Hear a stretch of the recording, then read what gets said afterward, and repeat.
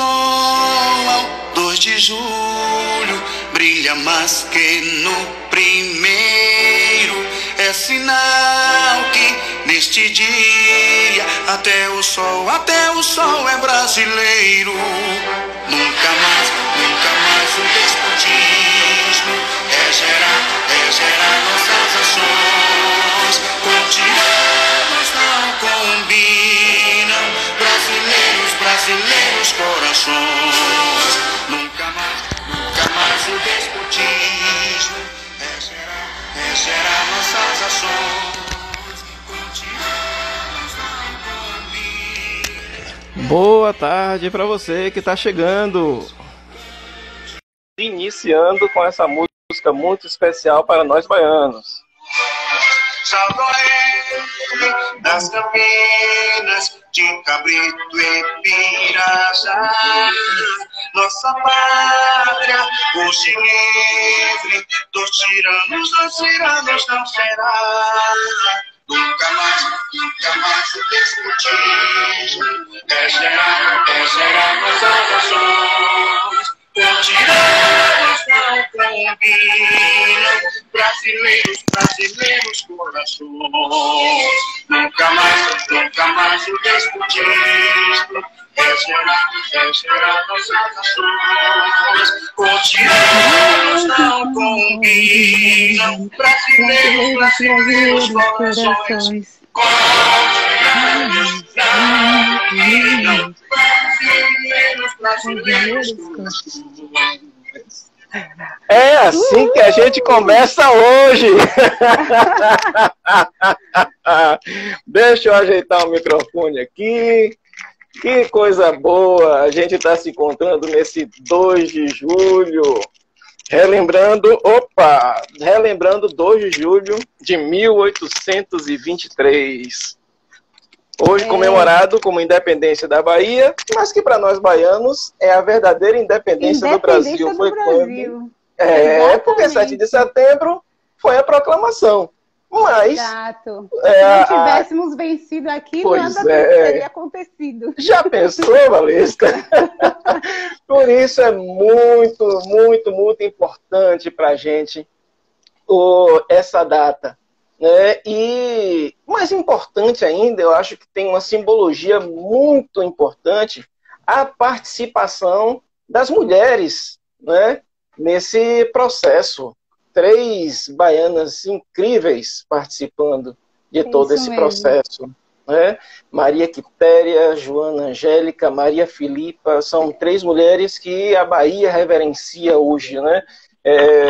A história da Bahia e da independência do Brasil diretamente ligada a essas 3 mulheres. E claro, todos os homens também, trabalhadores. A nossa história ela é contada pela luta dos trabalhadores.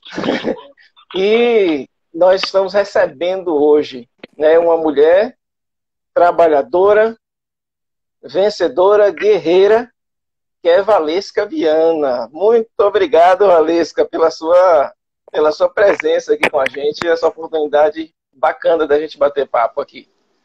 Eu que agradeço. Fico feliz em participar. A gente já queria conversar, então, esse momento, e ainda no 2 de julho, que além disso, viu, Guilherme? Além disso, é meu aniversário de namoro com o meu marido. Olha, que coisa boa! Dupla comemoração. Dupla. Quantos anos de namoro? 19 anos. 19 anos não são 19 dias, né? Exatamente. Não façam conta, mas eu tinha 17 anos quando comecei a namorar com ele. Estamos até hoje. Estamos até hoje juntos. E é uma família unida, por vários ideais, né, Valesca? É verdade. Inclusive no terceiro setor, que é o nosso tema de hoje. Família que está unida, trabalha também unida, não é verdade? É verdade, é muito bom. Muito E aí, gente, a gente está iniciando aqui mais um Que Tal Ambiental. Sejam todos bem-vindos. Me desculpa, uma Quinta no Quintal. O Quinta no Quintal é uma atividade do Que Tal Ambiental, que é uma ação do projeto Vivências Interdisciplinares em Direitos Socioambientais, que está vinculado ao Departamento de Ciências Jurídicas da Universidade Estadual de Santa Cruz. E a gente realiza aqui, tem realizado todas as quintas-feiras, às 17 horas, né, um bate-papo que a gente procura sempre, né, dar uma descontraídazinha com uma convidada, com um convidado, falando a respeito de questões que são de interesse da sustentabilidade. Especificamente nessa época que nós estamos de pandemia, nós estamos conversando com assuntos que possam, de alguma forma, ajudar as pessoas, né? Seja para adaptar as suas rotinas, seja para esclarecer a respeito de direitos, seja também para despertar as pessoas a respeito de caminhos para a retomada de uma vida que a gente espera que seja normal, não é não, Valesca? Acreditamos que conseguiremos retomar uma tal normalidade. Nem que seja o tal do novo normal, né? Que as pessoas nem que seja esse, têm falado tanto. Vai descobrir o que é de fato. Quando nos libertarmos do momento, eu acho que o novo normal de fato vai se estabelecer. É verdade, é verdade. E a gente espera, né, que as lições aprendidas nessa época não sejam tão cedo esquecidas, né? Já que a gente vai dando uma olhada na história e vai vendo, né, que a história vai sendo feita de ciclos, momentos parecidos com esse nós já passamos, né? Pessoal, a história conta que há 100 anos atrás mesmo nós tivemos uma pandemia da chamada gripe espanhola. Só que não tinha, né, esses meios de comunicação que nós temos que nos permite ter informações, né, com a rapidez que nós temos. E, claro, também não se permitia, né, que nós pudéssemos nos proteger como nós estamos nos protegendo. Tanto no que diz respeito a essa nossa convivência mediada pela tecnologia, como também as questões médicas, né, de remédios e todo o avanço na medicina. Sim. Que veio ao longo do século XX e início desse século XXI. Mas nós estamos aqui para conversar um pouquinho com Valesca a respeito de digamos assim, de um assunto que para ela é de manhã, de tarde, de noite, dorme, respira, come. Literalmente. Que é o terceiro setor. Mas, Valesca, primeiro, diga para a gente as suas credenciais. Né? A gente colocou um resumozinho, né, no card, né, geógrafa, mestre em desenvolvimento regional e meio ambiente, presidente de uma organização não governamental, mas eu tenho certeza que tem muito mais coisa por trás, né, dessa história. Então, diga aí pra gente as suas credenciais. Primeiro, sou itabulense, né? Nascida e criada aqui em terras grapiúnas, né? Cristã. A gente tem esse vínculo também, né, Guilherme? Sim, sim. Sou geógrafa, como você disse, né? Aprendi bastante passando pela UESC. Fiz lá também uma especialização em biologia de florestas tropicais. Que meu sonho sempre foi essa pegada das florestas e da conservação dos recursos naturais, né? Então, eu quis aprender um pouco, apesar de ser formada em ciências humanas, mas queria interar por essas questões da biologia, para entender melhor como é o funcionamento dessas florestas que a gente tanto fala em preservar, o porquê disso, tudo mais. Depois disso, fiz o mestrado em desenvolvimento regional e meio ambiente, fazendo uma releitura sobre a bacia do Rio Almada e fazendo, inclusive, falando sobre as florestas dessa bacia, tentando entender quais eram as necessidades de restauração, cenários ambientais, né? Fora isso, sempre engajada em movimentos sociais desde novinha, desde os 17 anos também, que eu fiz parte da primeira organização da sociedade civil para fazer atendimentos a populações carentes aqui em Itabuna. Então, não é uma coisa de agora, né? Mesmo o Viverde, que é a instituição na qual eu sou presidente atualmente, ela já vem com a gente assim, há mais de 10 anos sendo pensada, né? Porque, de fato, a gente acredita que é um setor que prioriza muito resolução de problemas, né? Soluções de problemas. Sim. Então, minha caminhada é basicamente essa, né? Atuando, talvez até a nossa caminhada dentro da igreja evangélica, primeiro na primeira igreja batista de Itabuna, agora na Esperança, e isso eu falo com muita tranquilidade, independente de quem está nos assistindo, de outras crenças e tudo mais, mas aprender dentro dessas instituições que também são de terceiro setor, né? Se a gente for olhar assim, são associações, aprender a lidar com públicos diferentes e com suas necessidades. Então, acho que tudo isso culminou para que hoje a gente estivesse tendo essa conversa aqui. Que coisa boa, coisa boa. E veja uma coisa interessante, né, Valesca?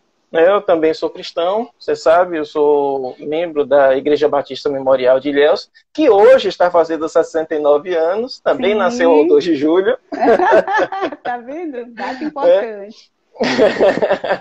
E uma das coisas que me chama a atenção em relação àquilo que nós costumamos chamar de Evangelho de Jesus Cristo é justamente o chamado ao doar-se, né? Doar-se pelas pessoas, doar-se por uma causa e buscar em todo o tempo a paz com os outros, né? Infelizmente, a gente tem visto algumas manifestações de pessoas vinculadas, né, a essa convicção religiosa, saindo um pouco, né, daquilo que a gente esperava, mas sim, nada que possa desmerecer nesse tempo a convivência com o outro, desmerecer o respeito, né, a todas as formas de crença, de opiniões, de opções, né, e levar à frente essa mensagem que é importante, né, que é tão importante para as nossas vidas, né, que é a pregação do amor, né, o amor pregado e vivido. Sim, e que a gente vê muito até mesmo pela própria, digamos assim, pela própria natureza da grande maioria das organizações do terceiro setor, né? E que a gente vai falar um pouquinho a respeito disso. Que também existe uma visão um pouco distorcida, digamos assim, do que seja o terceiro setor, né? Muitas vezes uma visão simplista, muitas vezes, associa, né, o terceiro setor à filantropia propriamente dita, não é?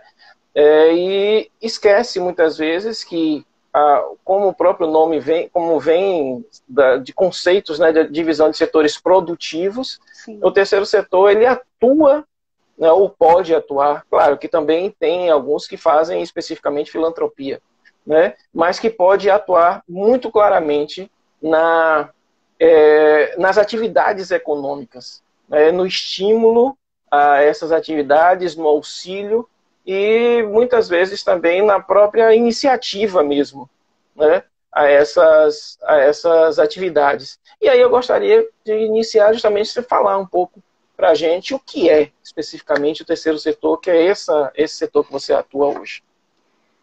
Perfeito, exato. Há uma restrição, como você fala, do que é o terceiro setor, mas como bem disse também, ele foi primeiro, digamos, juridicamente colocado como terceiro setor, pensando que haveriam outros setores também. Isso começou lá nos Estados Unidos, né? E eles pensaram, bom, segmentaram, não que os setores fossem um mais importante do que o outro, mas havia diferenças fundamentais entre eles, né?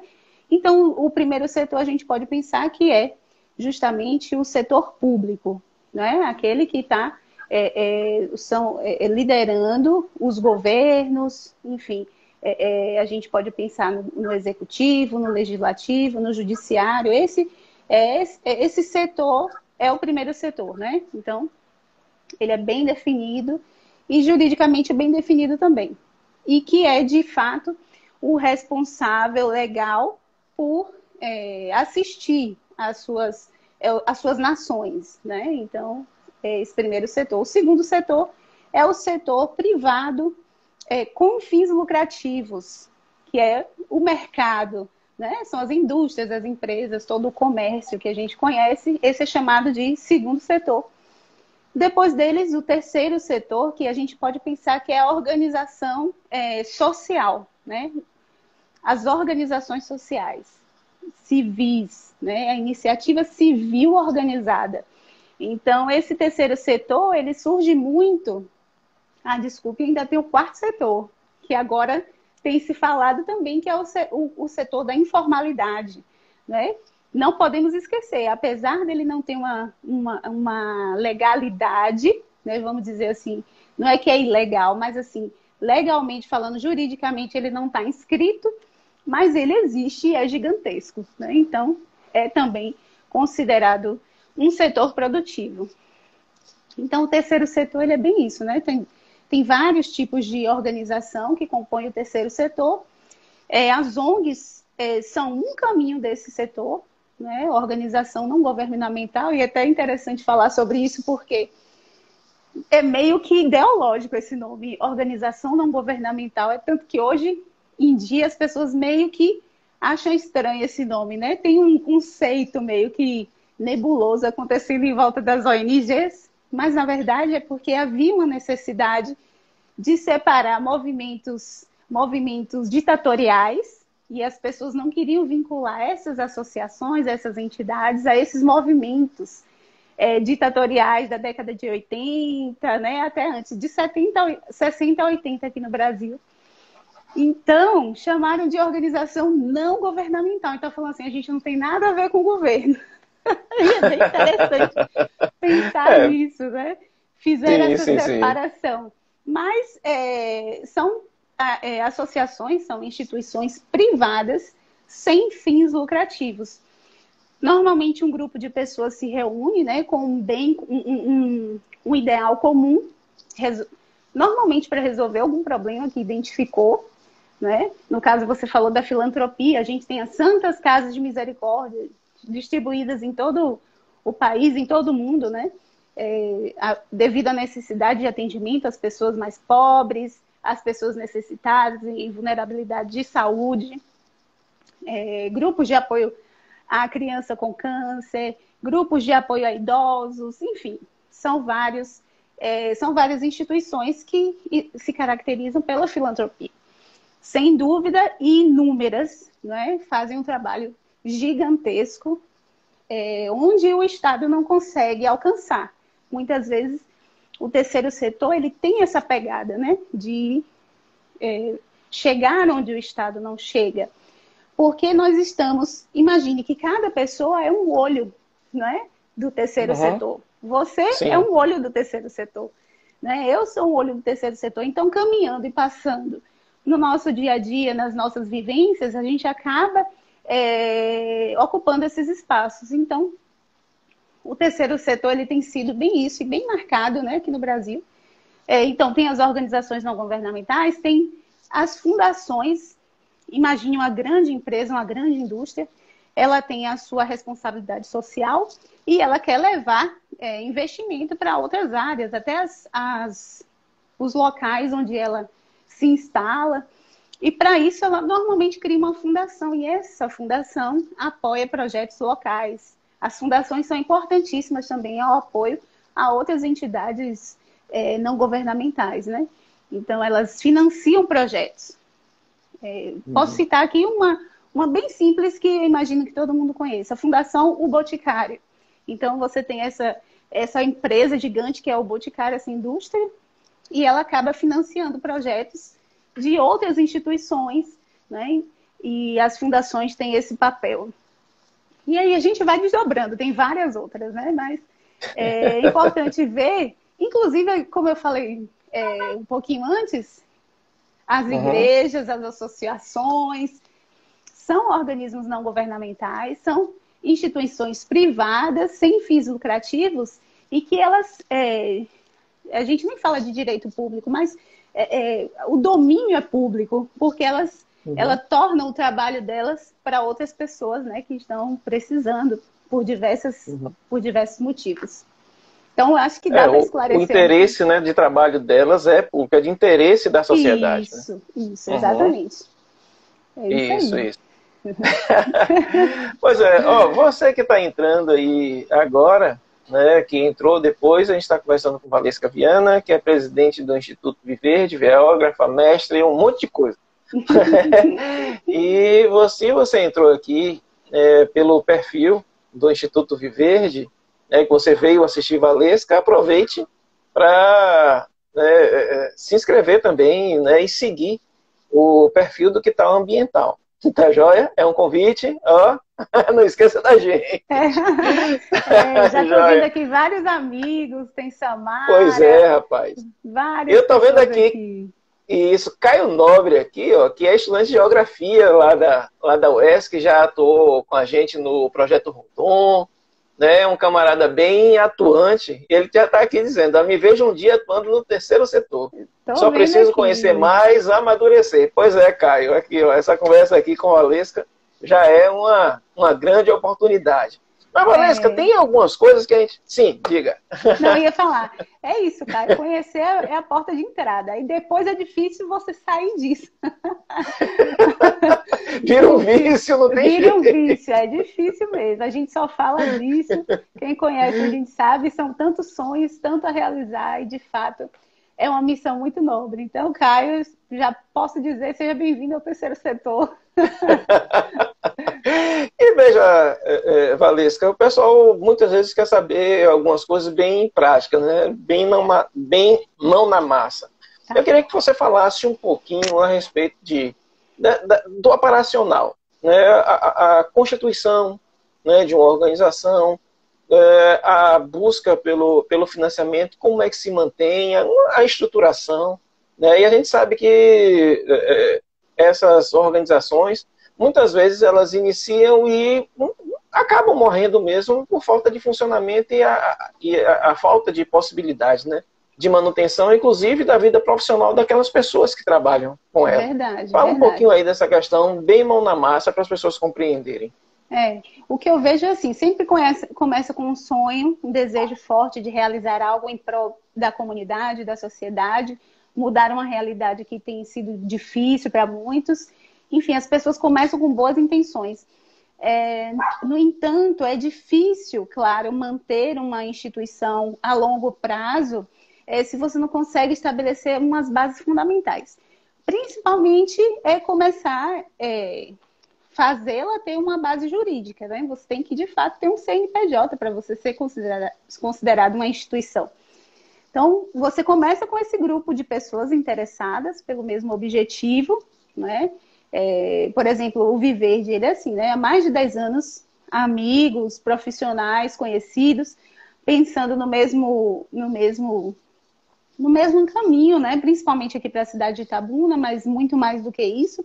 Então, começamos a nos reunir, a gente precisou, quando finalmente decidimos, então vamos virar uma instituição, porque a gente individualmente já apoiava outras instituições, mas a gente queria, de fato, ter uma nossa e gerir isso, né, da forma com que a gente acreditava, com esses ideais que cada um de nós carregávamos. Então, a partir disso, a gente começou a construir legalmente o Instituto Viverde. Então, para isso, você precisa de pessoas, né, que queiram assumir cargos dentro dessa instituição, né? Normalmente, uma instituição dessa, ela tem uma assembleia que você precisa formar, né? Uma diretoria consultiva, fiscal, né? Precisa ter pessoas nessa linha, pessoas que sejam idôneas, pessoas que não tenham problemas fiscais, jurídicos, sérios, nada, né? Então, pessoas livres, desimpedidas para exercer suas funções no terceiro setor, né? Dentro desse conselho consultivo, saem os presidentes. Então, eu estou presidente do Instituto Viverde agora, né? Essa gestão de 4 anos, até o final deste ano, né? Pode até ser renovado por mais 4 anos, mas a ideia é que esses presidentes eles sejam eleitos dentro desse conselho que é feito, né? A gente leva tudo em cartório, então tem um procedimento, né? Um procedimento que tem uma burocraciazinha que é necessária, né? Tem uma burocraciazinha, leva um tempinho, mas não é nada que seja fora do comum para se criar. Não, o difícil mesmo vem depois. Que é manter. Tom João aqui foi um aluno muito querido, dizer que bom, vozes que falam em favor da igualdade. E tem alguém aqui que eu não sei se você conhece esse rapaz, que é o Thiago. Menino bonito, viu? Que falou assim, é mesmo, né? Falando, né, da importância do terceiro setor para o desenvolvimento sustentável, né, das comunidades. Ah, é verdade, com certeza. Você acha esse rapaz bonito, né? Estou achando ele interessante aqui, viu, Guilherme? Deixa eu mandar um abraço aqui para Tom. Conheço o Tom também. Tomara, nossos amigos de um tempinho atrás. Uri que está entrando aí, que é professor Uri. Muito bem, bem-vindo É uma pessoa engajada também. Já vi meu sogro também passando por aqui, o amigo Tássio, amiga Indaiá. Muito bem. Só gente boa. Só gente boa. Vocês que entraram por causa de Valesca, sigam o Quintal Ambiental. Segue lá, gente, @Quintal Ambiental. Não é quintal, tá? É Quintal. Quintal. Sim, mas vamos aqui, vamos parar de fazer o... vamos voltar aqui. E vamos seguir. E aí você falou, né, da questão da manutenção. Né? Aí é que começam as dores de cabeça, né? Tiago mesmo sempre fala assim, para o voluntariado, que é a base do terceiro setor, né? Ele, de fato, ele é atuante. Mas ele é atuante até um determinado ponto. Porque até a terceira página do livro, normalmente ele fala isso, até a terceira, quarta página. Então, as pessoas elas têm disponibilidade de fazer até certo ponto. Depois daquilo, é preciso haver um núcleo sólido dentro da instituição que seja firme o bastante para sustentá-la, né? Primeiro com as doações, que normalmente parte dos próprios membros associados, né? Então, mesmo uma sede simples, como a gente tem, né? É uma sede, uma sala, um escritório que a gente pode se reunir para conversar, mas tem todos os custos que envolve você estar de aluguel, internet, tudo isso, né? Então, mês a mês a gente tem esses custos fixos. Ok, e o nosso grupo, né? Como é que é remunerado?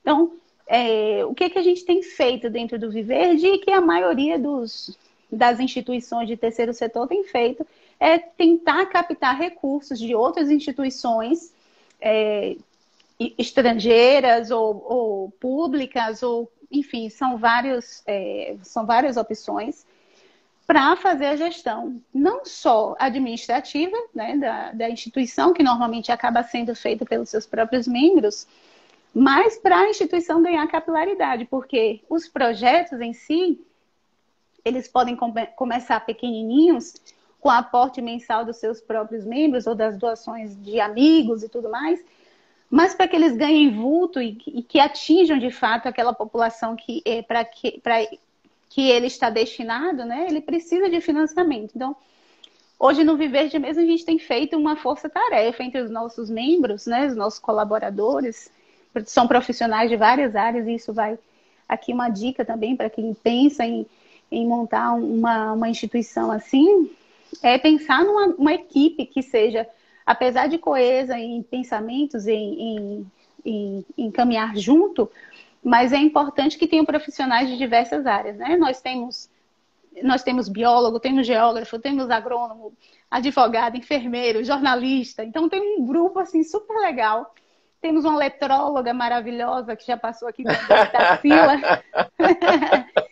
Então isso faz com que os projetos que a gente escreve, né, eles se tornem mais sólidos. Você tem um grupo que está pensando aquilo, você não está pensando só como geógrafa, mas você tem uma outra pessoa que entende melhor do assunto e vai ajudar a fazer aquele projeto assim, de forma melhor elaborada, né? Então, a captação de recursos tem sido assim, uma grande porta para muitas instituições, e para o Viverde também.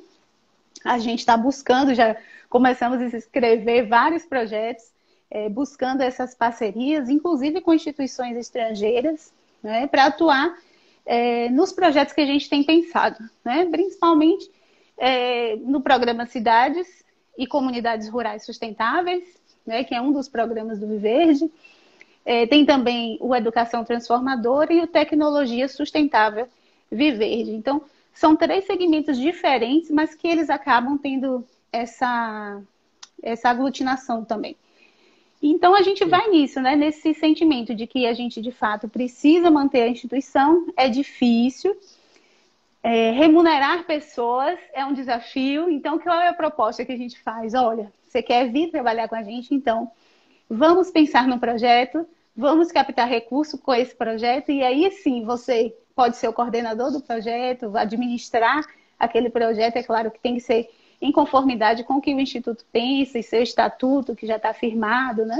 Que é um dos pontos da burocracia, a gente tem que ter estatuto, né? Um estatuto social criado, bem pensado, para que todas as ações que você pensa fazer dentro dessa instituição sejam já contempladas naquele estatuto. Então, é basicamente isso, né? É um desafio, de fato, manter. Então, as pessoas... manter o CNPJ, né? Manter o CNPJ não é fácil, mas é, sem dúvida, um desafio, assim, que vale a pena. Porque são tantas possibilidades, né? Você não está amarrado. A burocracia, ela é pequena, né? Se a gente for comparar com o setor público, que você demora tanto para fazer tantas coisas. Aqui, rapidinho, a gente faz uma reunião pequena, o projeto está pensado, vamos para a rua, e né? Toca O projeto e vai, e acontece muito rapidamente. Então, vale de fato a pena fazer esse esforço, né? E tem dado muito certo. Para muitos aqui no Brasil, fora do Brasil, inclusive, né? Tem até uns dados falando que agora, nesse momento de pandemia, muitas instituições, quase que 83% das instituições do terceiro setor, estão enfrentando graves problemas financeiros, a ponto de fecharem as portas. Mas não fecham as portas, porque elas mesmas sustentam. As pessoas que estão nela levantam a bandeira e vai. Então, isso de fato é algo que não se vê em qualquer setor produtivo, né? Então, o voluntariado, as doações são fundamentais para isso. Teve uma vez que alguém me falou, claro, que em tempos normais, né? E existe muito dinheiro esperando bons projetos, né? E que isso digamos assim, é uma vantagem para o terceiro setor. Isso em tempos normais, claro, né? Isso é lenda urbana ou é verdade? Então, é verdade. E, ao mesmo tempo, precisa de alguns fatores, alguns fundamentos, né, para que se garanta isso. Por exemplo, uma instituição, para ela mandar um projeto para um ente governamental, né, normalmente exige 3 anos de atuação. Então, até você chegar em 3 anos, você já viveu muita coisa, né? E não recebeu nada de ninguém. Experiência fantástica. E não recebeu nada de ninguém. Organismos internacionais também. O interessante é que, de fato, tem sempre gente querendo financiar projetos. Mas também é fato que você precisa ir no âmago daquela questão. É interessante, agora mesmo a gente está buscando um financiador. A gente está fazendo umas parcerias bem legais, com fé em Deus. Logo, logo, todo mundo vai saber. Com o ente federado. E a gente quer trazer um financiador externo de um país da Europa para financiar uma pesquisa de anfíbios por aqui, na região. O que acontece? A gente não pode fazer isso, enviar, por exemplo, para uma instituição que só patrocina mamíferos, fofinhos, bonitinhos. Que a pessoa só gosta de um ursinho, de uma coisinha fofa. E aí bota a gente mostra um pandazinho ali, né? E aí vai. Fofinho. E aí não, a gente vai e mostra uma perereca verde pregada numa árvore. Então, vale muito dessa pegada da instituição e entender para quem enviar os projetos, né? Então, a gente está muito se fixando nisso. Agora, nesse período mesmo de pandemia, a gente focou alguns dos nossos projetos em receber doações para essa finalidade, né? Atendimento a pessoas vulneráveis nesse momento de pandemia. Então, de fato, tem dinheiro, Guilhermes. E todo mundo fala. Numa experiência que eu tive rapidinho pela Prefeitura de Itabuna, né, que a gente fez um projeto específico para... Ficamos em segundo lugar no Brasil, 2,5 milhões de reais. Foi até com a amiga Deina, não sei se ela está por aqui. Então, assim, é muito rápido. Isso funciona até para o setor público também, tá? Mas o setor privado, de fato, ele precisa ter uma solidez. Então, a gente vai construindo essa solidez com o passar do tempo e isso vai garantindo também, como é que diz? Esse financiamento desses projetos, né? Sim, aí, para isso, sim. o que é que a gente faz? Vai fazendo as parcerias, os convênios com instituições públicas, para que a nossa instituição ela fique reconhecida como uma instituição séria. E as pessoas tenham facilidade de financiar esses projetos, né? Então, sem dúvida, não é uma lenda. Sempre tem alguém querendo financiar projetos de determinada área, e é verdade, e a gente tem buscado isso também aqui pelo Viverde. Que é importante você criar autoridade, né, a respeito daquilo, você ter não só um estatuto bem redigido e que estejam, né, bem colocados ali os seus objetivos, né, como também você ter um planejamento e técnicos à disposição que possam, de verdade, solucionar determinadas demandas. Né? E, claro, como você falou, essa questão de um tempo de funcionamento para demonstrar mesmo, né, que se trata de uma instituição séria, uma instituição que cumpre aquilo que diz, né, e depois que começa, né, depois que como é que eu vou dizer? Que deslancha, né? Mas primeiro tem que ir meio que pegando o tombo mesmo, né? Para poder continuar andando. Sem dúvida. São os recursos individuais, é o seu carro que você enche de muda, suja de barro, e você vai para a beira de rio, e você afunda, e é isso aí. E vai todo bota gasolina no próprio bolso, estoura o cartão de crédito, depois dá um jeito. E teve uma coisa que você falou, bem interessante, é que pode ser um auxílio muito importante para o próprio poder público, né? É só a gente relembrar a legislação que fala a respeito de OCIPs, né, e de OSs, né, que são reconhecidas, digamos assim, a OCIP, no caso, é reconhecida, né, como OCIP, justamente para poder realizar as parcerias com o poder público, para fazer justamente aquilo que você falou, né? Ir até onde muitas vezes o poder público não consegue ir, ou mesmo também facilitar, claro, com toda a transparência, toda a seriedade, a aplicação de determinados recursos. Exato. Inclusive, o Viverde está pleiteando agora esse grau de OCIP, né? Que é uma organização da sociedade civil de interesse público. Então, de fato, facilita muito, abre muitas portas para você fazer convênios, contratos, enfim, com o poder público. Então, isso, de fato, abre portas, não fecha, né? Não limita a nossa atuação atual, mas permite que seja mais fácil esse tipo de contratação, de vinculação, né? Entre uma não governamental e uma governamental. Então, é muito bom. Sim. E até para instituições privadas que querem financiar, para elas é até muito mais seguro ver que uma OCIP, né? Ela já tem uma referência importante de seriedade dentro dessa instituição. Então, é o que a gente também está pleiteando agora. Começamos tem pouquinho tempo. Até mesmo porque esse reconhecimento de OCIP cria uma série de obrigações, né? Em que até a própria prestação de contas de uma OCIP, ela precisa estar muito próxima àquilo que é uma prestação de contas mesmo do setor público. Muitas vezes podendo até ser realmente ter que prestar contas aos tribunais de contas. Com certeza. Né? Com certeza. A coisa fica mais séria em todos os... Pois a responsabilidade é muito grande. Então, não é para... digamos assim, não é para aventureiros, né? Não é para aventureiros, é para pessoas sérias, transparentes, instituições que prezam pela transparência, né? E até porque quando você ganha esse título de OCIP, ele não é para sempre. Tem um período curto pelo qual ele é renovado e você tem que ir renovando. anualmente, né? Então é bem pouquinho, mas isso garante, né? Bem. Sim, Eu sim. tô quase no escuro aqui, né, gente? Tá dando para me ver? Não, eu tô lhe vendo bem, eu tô lhe vendo Tá? direitinho aqui, Ai, sem que problema, ótimo. não. E aí, veja só, você já introduziu um pouco na sua fala, Sim. mas seria interessante falar um pouquinho desse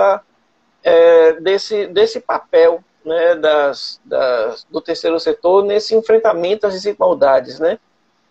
Principalmente nessa época que a gente está vendo tantas desigualdades vindo, não vou nem dizer vindo à tona, né, ficando mesmo escancaradas, porque Sim. muito da desigualdade verificada no Brasil, a gente já denuncia o tempo todo, fala a respeito disso, nos meios de comunicação, na educação formal, né? Mas nessa época de Covid, agora a gente está vendo muito claramente que o fosso das desigualdades parece que ele deu né, abriu de uma forma que essas coisas estão muito patentes, né? A denúncia dessa situação. É uma situação séria, como você disse, elas só se agravaram, né? Existiram Sim. o tempo Uhum. inteiro, as desigualdades elas são cruéis. Enquanto a gente está aqui no conforto fazendo uma live, de fato tem pessoas que não sabem o que vão comer amanhã.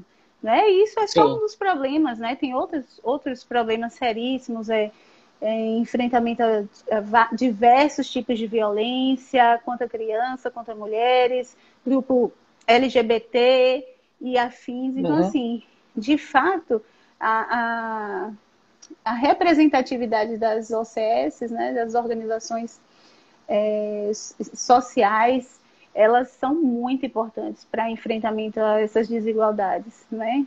O fato de surgirem tantas para trabalhar com diversos temas garante que esses grupos sejam atendidos. É claro que não vão ser atendidos perfeitamente, nem atendidos universalmente, mas de fato é um braço que o Estado não tem para chegar nesses locais e o terceiro setor ele acaba fazendo isso. Então Uhum. eu sou apaixonada pelo terceiro setor justamente por causa disso, né? Então Uhum. são pessoas que ajudam pessoas, né? Sim. Projetos pensados de pessoas para pessoas. E fica sempre essa ideia, né, de que essas desigualdades elas nunca vão acabar, Sim. e vão surgindo novas instituições, vão surgindo novos temas que a gente não conhecia, que na década passada a gente não tratava, que a gente não pensava falar sobre, hoje em dia já é um problema e que precisa ser trabalhado, né? Se a gente Uhum. falar só agora, né, sobre essas questões por exemplo, aqui na nossa região, né, a gente tem problemas, digamos, pessoas que enfrentaram câncer, vamos dizer assim, né? Essas pessoas, vêm se tratar aqui em Itabuna, que é uma cidade um pouquinho maior do que as que estão em volta, e elas vêm sem qualquer estrutura. Às vezes vêm só com o auxílio da prefeitura de transporte. A prefeitura vem, traz essa pessoa, ela faz o tratamento aqui, mas ela não tem essa... Ó, tá vendo? Eu pensei aqui, a luz acendeu. Automático, aqui o negócio é sério, tá legal. Aqui a produção passando. Contra a regra Tá, tá tá funcionando bem. funcionando aqui. Então, Bilhardes, aí o que que vem? Vem um grupo que vai pensar na... vai ver a dificuldade dessas pessoas e vai falar, não, a gente vai ter que apoiar essas pessoas de alguma forma. Então, vem um grupo, se organiza, arranja um lugar para essas pessoas dormirem, dá alimentação. Então, veja que é o olhar de pessoas para outras pessoas que vai garantir o atendimento a ao enfrentamento a essas dificuldades, né, essas desigualdades. Uhum. Então, Sim. certamente eu vejo que o terceiro setor ele tem esse papel, né? Tem desempenhado de forma bem enérgica, né? E uma sociedade Sim. civil organizada, ela é sempre importante. Uhum. para garantir que essas pessoas sejam atendidas, Sim. mesmo quando o Estado não consegue alcançá-las. Uhum. E é o que, assim, é algo que para mim é encantador nessa questão, que é a mobilização das pessoas, né? E muitas vezes, a depender da causa, você tem uma rápida mobilização. Verdade. E um dos aspectos que, né, que você falou várias vezes a respeito dessa questão do Estado não alcançar. Muitas vezes o Estado não alcança por causa da burocracia, não alcança por causa das questões políticas, não alcança por causa da dificuldade de aplicação dos recursos, Sem dúvida. não alcança muitas vezes porque as pessoas já estão desconfiadas demais, né, dos agentes estatais. A Verdade. gente passa, quando a gente passa na rua, conversa com as pessoas, essa coisa toda, a gente vê muito como as pessoas desconfiam, né? Não só da efetividade, como da própria seriedade das coisas que vêm do Estado e dos agentes, principalmente os agentes políticos, né? A gente vê muito claramente o exemplo das últimas eleições que ocorreram, não só das eleições presidenciais, mas até antes dessas, de como as pessoas se apresentam numa disputa política já dizendo, olha, eu não sou político. Que para mim parece inclusive contraditório, né? A pessoa se lançar uma disputa dizendo, olha, é uma disputa política, partidária, e dizer, olha, eu não sou político. Não. Não tem ideologias. Ou então a pessoa chegar e você colocar como principal bandeira de um candidato ser honesto. São algumas coisas assim mostra uma decadência terrível. Isso, justamente isso. E o terceiro setor, me parece, assim, quando você encontra instituições sérias, e claro, já se colocou também por alguns políticos, né? Inclusive grandes políticos que estão hoje na mais alta roda, a desconfiança sobre o trabalho das ONGs, pegando pontualmente determinadas ONGs que, infelizmente, saíram daquilo que deveria ser. Aquela coisa, nem todo eu sou professor. Eu sei que existem bons professores e maus professores. Existem bons advogados e maus advogados, bons juízes e maus juízes, bons geógrafos, maus geógrafos. Assim também a gente vai encontrar esse tipo de problema em relação às organizações não governamentais. Sem dúvida. Sem dúvida, eu vejo muito assim, não sou de colocar panos quentes, viu, Guilherme? Sim. Então eu vejo que existiram instituições e ainda existirão que vão ser criadas só para fazer coisa errada. Sim. Isso é fato. Pessoas mal intencionadas estarão em todos os lugares, inclusive dentro do terceiro setor, né? Existe, inclusive, um marco regulatório que é desde 2014. E esse marco regulatório das organizações, né, da sociedade civil, ele é importante justamente para isso, né? Por exemplo, para firmar diretrizes jurídicas que fortalecem quem está indo bem. Isso é importante, né, dentro do terceiro setor. Então, por exemplo, foi muito falado na última eleição sobre essa questão. As ONGs financiam invasão de terra. As ONGs financiam, né? Teve essa sombra, foi falado muito isso.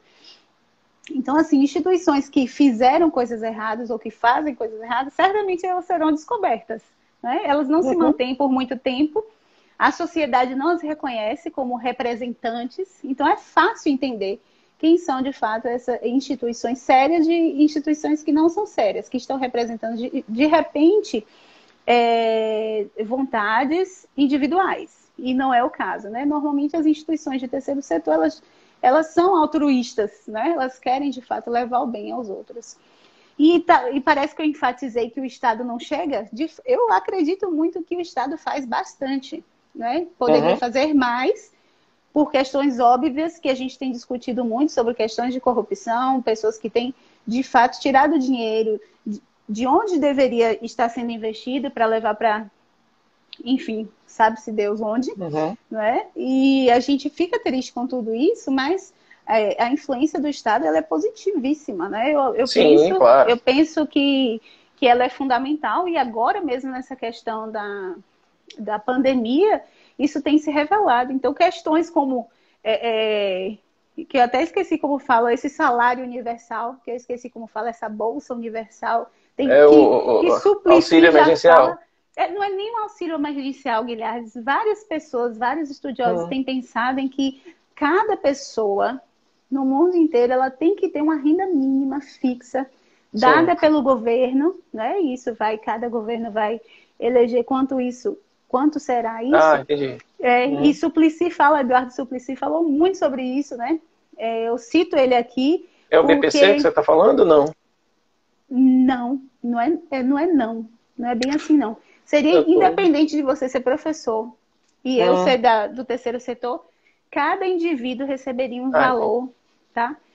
E isso seria o mínimo para que que a pessoa se mantivesse, pudesse estudar, né? É uma renda fixa dada pelo governo, e isso manteria essa pessoa, né, independente. Então, eu acho que essas discussões agora, por causa da pandemia, são super válidas, né? Elas têm trazido isso, e o papel do Estado ele tem se tornado bem forte, né? Tem trazido de novo, resgatado isso, né? E essa questão da renda universal, que se fala, né, para cada pessoa. Então, eu talvez tenha me expressado mal, mas uma ideia que eu acredito muito, que o Estado ele é fundamental nesse momento em que o mercado não conseguiria, né? O mercado não conseguiria fazer isso nesse momento, né? De dar a mão a essas pessoas. Né?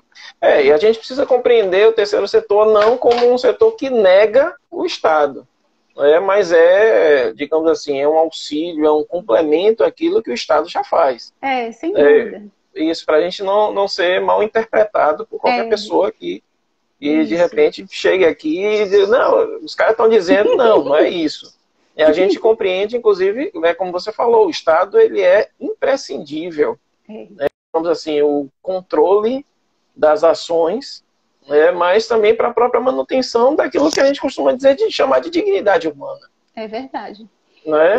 Então você fala, então você tem a questão de uma renda universal mínima, e aí a gente, né, nos últimos, né, nesse século, né, nós convivemos aí com os programas de transferência de renda, né? Nós convivemos também com um aumento na concessão de auxílios previdenciários, alguns até que chegaram a ser questionados o porquê de existirem, porque aumentaram muito. Né? Ou seja, você tem um olhar do Estado, né, mais específico para a sociedade, né? Olhar para as pessoas que precisam de um mínimo de dignidade. Lembrando de um ex-presidente que nós tivemos, que ele dizia, olha, é difícil a pessoa trabalhar estando com fome. Sem dúvida. Então, às vezes, realidade cruel. Pois às vezes não adianta somente você ensinar a pessoa a pescar. Muitas vezes você tem que dar o peixe para a pessoa ter condição de levantar e ir buscar novos peixes. Então a gente tem isso, e essa universalização que a gente precisa buscar, né, numa renda mínima, né, que garanta dignidade, mas a universalização da educação, principalmente a educação básica, a universalização dos serviços de saúde, e aí saúde incluindo aí o saneamento ambiental, e por aí vai. É um trabalho hercúleo, né, que precisa ser realizado pelo governo, ou pelos governos, e por toda a sociedade. Com certeza. E talvez seja uma conversa cansativa a gente falar muito de assistencialismo, né? Mas enquanto houverem desigualdades sociais, essas disparidades econômicas gigantescas que fazem verdadeiros abismos entre as classes sociais, né? E não tem como a gente não falar disso. Enquanto houver essa realidade, de fato, haverão pessoas que precisarão ser assistidas, né? Isso é fato, é o real. E não fechar os olhos para essas pessoas que precisam, porque posso ser eu amanhã, né? Pode ser você, a gente não sabe quais são quais são os fatores que nos levam a mudar ou estar naquela condição, ou até de perpetuação histórica mesmo, não é? De famílias que foram exploradas no passado e que continuam vivendo num bairro marginalizado. Enfim, são realidades que precisam ser, de fato, enfrentadas. Sim. Eu e aquela coisa... E permeando, eu acabei falando, a questão da educação, né? Tanto a educação formal quanto a educação não formal. Porque assim, o indivíduo ele precisa ser formado, digamos assim, formatado para a convivência social. Para ter a sensibilidade com o outro, inclusive até para a gente retornar aquele pensamento, né, de Paulo Freire, quando fala, né, quando a pessoa que é o dominado, se ele não for educado, ele, né, o oprimido, ele acaba querendo ser opressor. Se ele não tiver uma educação de verdade, se ele somente tiver uma formação intelectual, muitas vezes ele sai de uma situação de oprimido e ele vai ansiar e vai ser um dos piores opressores, né? É terrível. É fácil identificar pessoas assim, né? Que estavam numa condição de opressão e quando melhoram financeiramente acabam oprimindo outras pessoas, né? Desdenhando, enfim, fazendo coisas terríveis. Dizem que, inclusive, o ser humano é o único animal para o qual alguém tem que ensinar a ser ele próprio, né? Os outros bichos já nascem dominados. Imagine uma situação dessa. O ser humano tem que ser ensinado. Educado. E às vezes até adestrado. Tá aí o behaviorismo para não nos deixar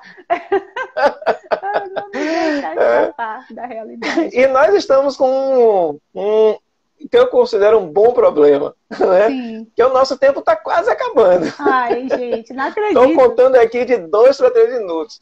A gente tem tido esse bom problema, viu, Valesca, nessas nossas quintas-feiras. O papo começa a rende, e daqui a pouco já estou dizendo, olha, está acabando, acaba. Então a gente tem aí 2 minutinhos, Valesca, para a gente fazer aí as nossas considerações finais, tá bom? E eu vou desde já te agradecendo, né, por você estar aqui. As parcerias que nós estamos firmando, né? Sim. O Viverde e o nosso projeto O Vida. Eu acho que vai sair, vai sair muita coisa boa. Muita coisa boa por aí. Eu também acho. Eu queria aproveitar, Guilherme, esse espaço aqui e convidar todo mundo que está assistindo a gente para seguir as nossas redes sociais, acompanhar nosso trabalho. Nós temos agora uma campanha funcionando, que é o hashtag Mão que Ajuda. Mais de 1 tonelada de alimentos já doados, mais de quase 140 famílias que já foram atendidas aqui em 5 bairros de Itabuna. Então, várias pessoas que precisam de ajuda, a gente gostaria de ter esse apoio de vocês. Segue a gente lá, @Instituto Viverde, né? Quem está aí na página do Quital. Isso! E sigam o Quital Ambiental, fico muito feliz de ter participado. Tá? O Instituto Viverde ele tem sua sede em Itabuna, podemos conversar, manda direct pra gente, viu? E foi muito, muito feliz a nossa conversa, quem sabe teremos outras. Assim eu espero. Então, gente, olha, a gente vai encerrando aqui, agradecendo a presença de todo mundo. Como disse Valesca, né? Não deixe de seguir, né, o @Instituto Viverde e também o @Quital Ambiental, para você ficar por dentro de tudo aquilo, né, que a gente está fazendo, né, e as ações futuras que a gente vem. Na próxima semana, a gente vai ter aqui a advogada e mestra em Economia Regional e Políticas Públicas, a Helena Miranda. Tá? Ela vai falar um pouquinho para a gente sobre relação de consumo e consumo sustentável. Eita, tá? Beleza. Nós temos uma agenda fantástica agora em julho, né? As quintas-feiras de julho já estão todas preenchidas e a gente vai conversar sobre pagamento de serviços ambientais, a gente vai falar sobre liberdade religiosa, relação de consumo, vai ter poesia daqui pro... Né?